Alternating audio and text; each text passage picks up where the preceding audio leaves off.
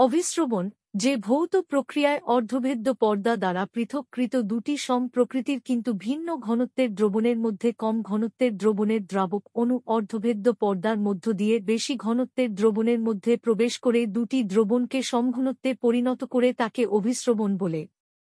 একটি নিষ্ক্রিয় প্রক্রিয়া এবং এটি কোনো শক্তি ব্যয় ছাড়াই ঘটে। অভিস্রবণ এক প্রকার ব্যাপন। অভিস্রবণ ভর এবং ঘনত্বের উপর নির্ভর করে। অভিস্রবণ কেবলমাত্র তরলের ক্ষেত্রে ঘটে। অভিস্রবণের প্রকারভেদ। অভিস্রবণকে দুই ভাগে ভাগ করা যায়: অন্ত অভিস্রবণ, বহিঃ অভিস্রবণ। কোষের বাইরে অবস্থিত তরল পদার্থ যখন অর্ধভেদ্য পর্দা ভেদ করে ভেতরে প্রবেশ করে তখন সেই প্রক্রিয়াকে অন্ত অভিস্রবণ বলে। এটি এন্ডোসমোসিস নামে পরিচিত। কোষের ভেতর থেকে যখন তরল পদার্থ পর্দা ভেদ করে বাইরে বেরিয়ে যায় তখন সেই প্রক্রিয়াকে বহিঃ অভিস্রবণ প্রক্রিয়া বলে। এটি এক্সোসমোসিস নামে পরিচিত। অসমোটিক দ্রবণ তিন ধরনের: আইসোটোনিক দ্রবণ, হাইপারটোনিক দ্রবণ, হাইপোটোনিক দ্রবণ। একটি আইসোটোনিক দ্রবণ হল এমন একটি দ্রবণ যার কোষের ভিতরে এবং বাইরে উভয় স্থানেই দ্রবণের ঘনত্ব একই। একটি হাইপারটোনিক দ্রবণ হল এমন একটি দ্রবণ যার কোষের ভিতরের চেয়ে বাইরের দিকে দ্রবণের ঘনত্ব বেশি। একটি হাইপোটোনিক দ্রবণ হল এমন একটি দ্রবণ যার কোষের ভিতরের দিকে বাইরের দিকে দ্রবণের ঘনত্ব বেশি। অভিস্রবণ চাপ।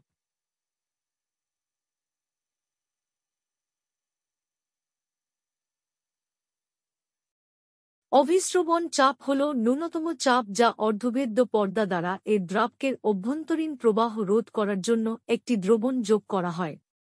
সম্ভাব্য অভিস্রবণ চাপ হল সর্বাধিক অভিস্রবণ চাপ যা কোনো দ্রবণে বিকাশ করতে পারে যদি এটি তার অর্ধভেদ্য পর্দা দ্বারা শুদ্ধ দ্রাবক থেকে পৃথক করা হয়। Osmotic gradient. অসমোটিক গ্রেডিয়েন্ট হল একটি অর্ধভেদ্য পর্দার উভয় পাশে দুটি দ্রবণের ঘনত্বের পার্থক্য এবং এটি একটি দ্রবণে দ্রবীভূত একটি নির্দিষ্ট কণার ঘনত্বের শতাংশের পার্থক্য বলতে ব্যবহৃত হয়। কোষের উপর অভিস্রবণের প্রভাব। অভিস্রবণ কোষগুলিকে ভিন্নভাবে প্রভাবিত করে। একটি উদ্ভিদ কোষের তুলনায় একটি হাইপোটোনিক দ্রবণে স্থাপন করলে একটি প্রাণী কোষ বিকৃত হবে।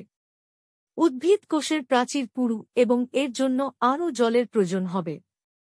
হাইপোটোনিক দ্রবণে স্থাপন করলে কোষগুলি ফেটে যাবে না। প্রকৃতপক্ষে একটি হাইপোটোনিক দ্রবণ একটি উদ্ভিদ কোষের জন্য আদর্শ।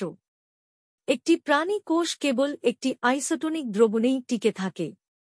একটি আইসোটোনিক দ্রবণে উদ্ভিদ কোষগুলি আর জমে থাকে না এবং উদ্ভিদের পাতা ঝুলে থাকে। অভিস্রবণের তাৎপর্য। জৈবিক ব্যবস্থায় অভিস্রবণ একটি গুরুত্বপূর্ণ প্রক্রিয়া কারণ জৈবিক পর্দা অর্ধভেদ্য। অভিস্রবণ পুষ্টির পরিবহন এবং বিপাকীয় বর্জ্য পদার্থের নির্গমনকে প্রভাবিত করে। এটি মাটি থেকে জল শোষণ করে জাইলেমের মাধ্যমে উদ্ভিদের উপরের অংশে পরিবহনের জন্য দায়ী। এটি জল এবং আন্তঃকোষীয় তরল স্তরের মধ্যে ভারসাম্য বজায় রেখে জীবন্ত প্রাণীর অভ্যন্তরীণ পরিবেশকে স্থিতিশীল করে। এটি কোষের স্থবিরতা বজায় রাখে। এটি এমন একটি প্রক্রিয়া যার মাধ্যমে উদ্ভিদগুলি শ্বাসপ্রশ্বাসের কারণে ক্রমাগত জল হ্রাস সত্ত্বেও তাদের জলের পরিমাণ বজায় রাখে। এই প্রক্রিয়াটি কোষ থেকে কোষে জলের বিস্তার নিয়ন্ত্রণ করে। উচ্চ অভিস্রবণ চাপ গাছগুলিকে খরার আঘাত থেকে রক্ষা করে। অভিস্রবণের উদাহরণ। উদ্ভিদ, প্রাণী এবং মানুষের ক্ষেত্রেও অভিস্রবণের একটি গুরুত্বপূর্ণ ভূমিকা রয়েছে। প্রাণী কোষে অভিস্রবণ অন্ত্র থেকে রক্তে জল শোষণে সহায়তা করে। অভিস্রবণের কারণে মাটি থেকে জল শোষণ হয়। উদ্ভিদের শিকটের ঘনত্ব মাটির তুলনায় বেশি। অতএব জল শিকটে প্রবাহিত হয়। উদ্ভিদের রক্ষীকোষগুলিও অভিস্রবণ দ্বারা প্রভাবিত হয়। যখন উদ্ভিদ কোষগুলি জলে পূর্ণ হয় তখন রক্ষীকোষগুলি ফুলে যায় এবং স্টোমাটা খুলে যায়।